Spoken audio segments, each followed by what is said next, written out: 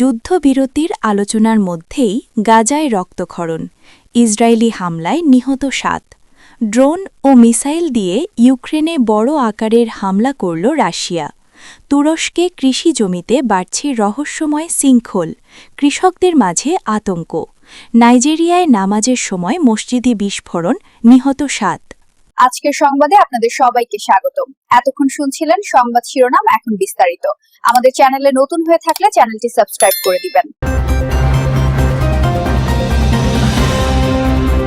যুদ্ধবিরতির আলোচনার মধ্যেই গাজায় রক্তক্ষরণ, ইসরায়েলি হামলায় নিহত ৭। মধ্যপ্রাচ্যের অস্থিরতা যেন কিছুতেই কমছে না। আন্তর্জাতিক কূটনৈতিক মহলে যখন গাজায় যুদ্ধবিরতি নিয়ে জোর আলোচনা চলছে, ঠিক তখনই মাঠ পর্যায়ের বাস্তবতা আমাদের সামনে তুলে ধরছে এক ভিন্ন ও নির্মম চিত্র। দোহা এবং কায়রোতে যখন মধ্যস্থতাকারীরা একটি দীর্ঘমেয়াদী শান্তির রূপরেখা তৈরিতে ব্যস্ত, ঠিক সেই মুহূর্তে গাজা উপত্যকায় ইসরায়েলি বাহিনী তাদের সামরিক আগ্রাসন আরও তীব্র করেছে। সর্বশেষ প্রাপ্ত খবরে জানা গেছে, গাজার একাধিক আবাসিক এলাকা লক্ষ্য করে চালানো ইসরায়েলি বিমান ও স্থল হামলায় অন্তত ৭ জন ফিলিস্তিনি নিহত হয়েছেন। নিহতদের মধ্যে নারী ও শিশু রয়েছে বলে নিশ্চিত করেছে স্থানীয় স্বাস্থ্য বিভাগ। সামরিক ও রাজনৈতিক বিশ্লেষকরা মনে করছেন, আলোচনার টেবিলে হামাসের ওপর বাড়তি চাপ প্রয়োগ করতেই ইসরায়েল এই হামলার পথ বেছে নিয়েছে। তবে এই চাপ প্রয়োগের কৌশলে প্রাণ যাচ্ছে নিরীহ সাধারণ মানুষের। গাজার প্রত্যক্ষদর্শীরা জানান, কোনো সতর্কতা ছাড়াই আবাসিক ভবনে মিসাইল আঘাত হানে। মুহূর্তের মধ্যে ধুলোয় অন্ধকার হয়ে যায় চারপাশ। ধ্বংসস্তূপের নিচ থেকে চাপা পড়া মানুষদের উদ্ধারে স্থানীয় স্বয়ংসেবকরা প্রাণপণ চেষ্টা চালাচ্ছেন, কিন্তু প্রয়োজনীয় যন্ত্রপাতির অভাবে উদ্ধার কাজ চরমভাবে ব্যাহত হচ্ছে। এদিকে গাজার হাসপাতালগুলোতে তিল ধারণের ঠাঁই নেই। চিকিৎসা সরঞ্জাম ও ওষুধের তীব্র সংকটে আহতরা প্রয়োজনীয় সেবা পাচ্ছেন না। যুদ্ধবিরতির গুঞ্জনে মানুষ যখন একটু স্বস্তির আশা করছিল, ঠিক তখনই এই রক্তপাত গাজাবাসীকে আবারও গভীর হতাশায় নিমজ্জিত করেছে। আন্তর্জাতিক সম্প্রদায় নিন্দা জানালেও বাস্তবে এই সংঘাত থামানোর কোনো কার্যকর পদক্ষেপ এখনও দৃশ্যমান নয়। ড্রোন ও মিসাইল দিয়ে ইউক্রেনে বড় আকারের হামলা করল রাশিয়া। ইউরোপের রণাঙ্গন ইউক্রেন থেকে এসেছে যুদ্ধের ভয়াবহতার নতুন খবর। শীতের প্রকোপ বাড়ার ঠিক আগে আগে রাশিয়া ইউক্রেনের ওপর চালিয়েছে এক বিশাল ও সমন্বিত আক্রমণ।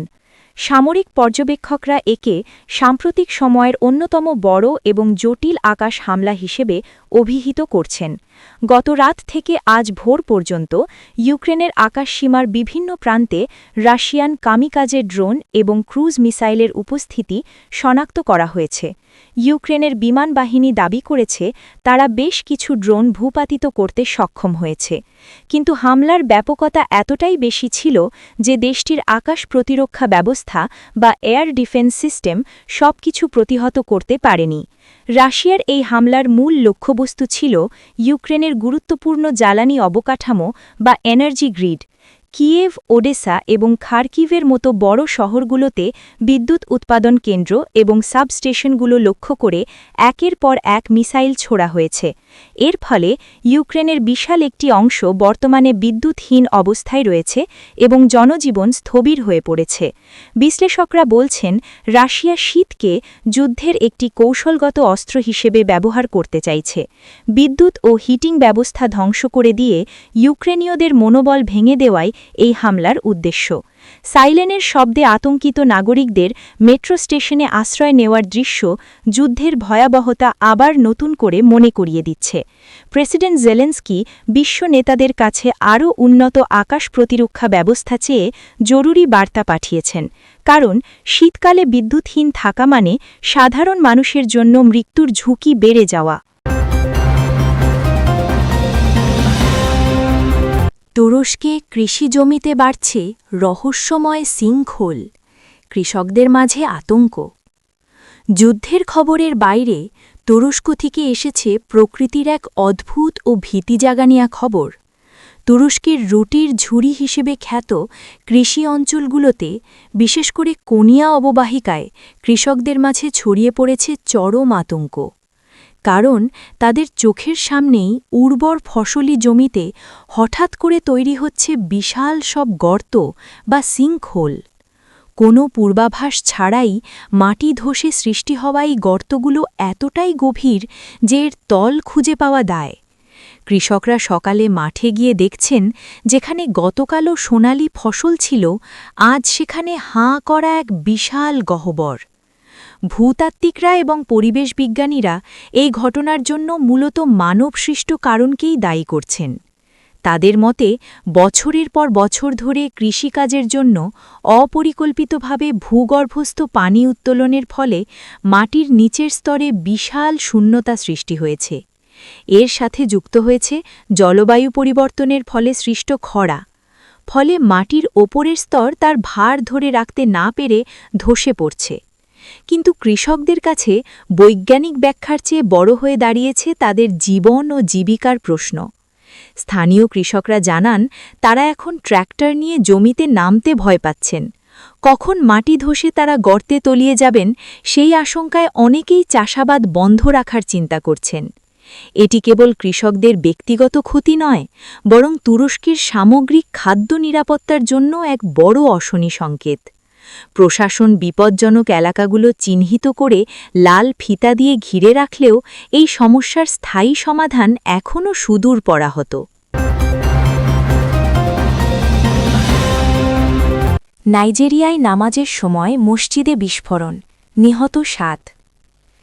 মানুষের শেষ আশ্রয়স্থল ধর্মীয় উপাসনালয়েও এখন আর নিরাপত্তা নেই। নাইজেরিয়ার উত্তরাঞ্চলের একটি মসজিদে নামাজের সময় চালানো হয়েছে এক ঘৃণ্য বোমা হামলা। মুসল্লিরা যখন জামাতে নামাজ আদায়ে মগ্ন, ঠিক তখনই বিকট বিস্ফোরণে কেঁপে ওঠে মসজিদ চত্বর। এই বর্বরচিত হামলায় ঘটনাস্থলেই 7 জন ধর্মপ্রাণ মুসল্লি নিহত হয়েছেন এবং আহত হয়েছেন আরও অনেকে। হাসপাতালের সূত্র মতে আহতদের অনেকের অবস্থা আশঙ্কাজনক, ফলে মৃতের সংখ্যা আরও বাড়ার আশঙ্কা রয়েছে।